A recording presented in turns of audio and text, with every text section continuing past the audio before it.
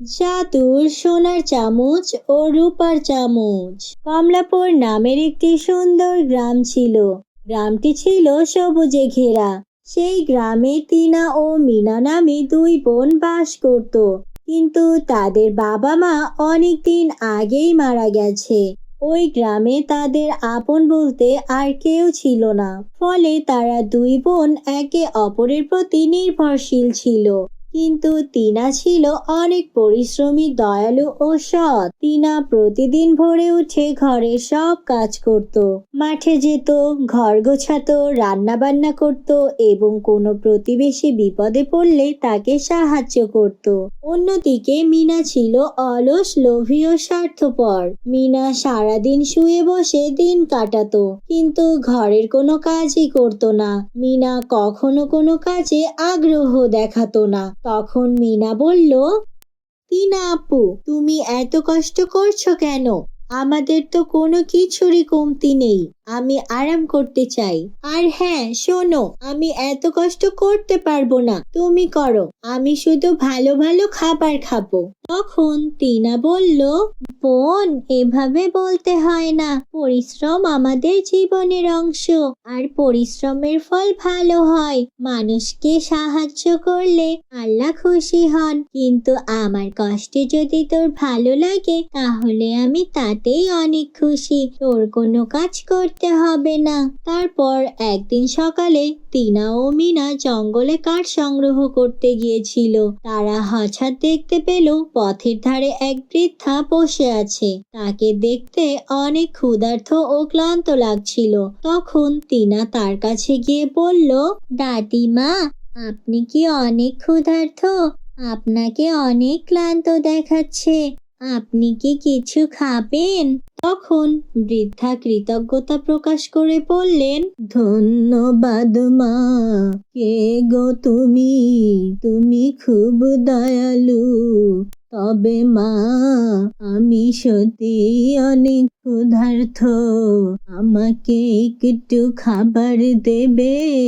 তখন টিনা সঙ্গে সঙ্গেই তার পুটলি থেকে রুটি বের করে দিল।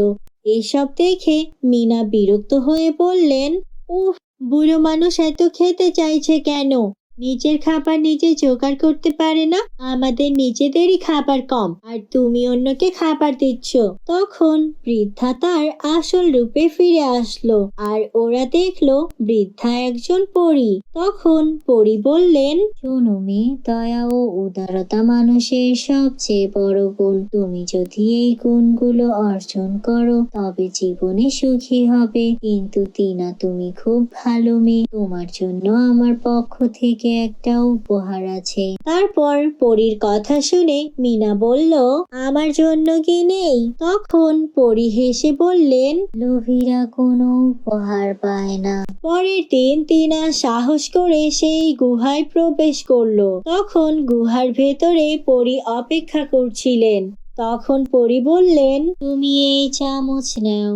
যখনই এই চামচ দিয়ে কিছু খাবে, তা দ্বিগুণ হয়ে যাবে। কিন্তু মনে রেখো, এটি শুধু সততা ও পরিশ্রমের জন্যই কাজ করবে। তারপর টিনা খুশি হয়ে চামচ নিয়ে বাড়ি ফিরল। তখন মিনা সব শুনে হিংসায় জ্বলতে লাগলো। তখন মিনা বলল, তাহলে আমি ওই চামচ আনতে যাব।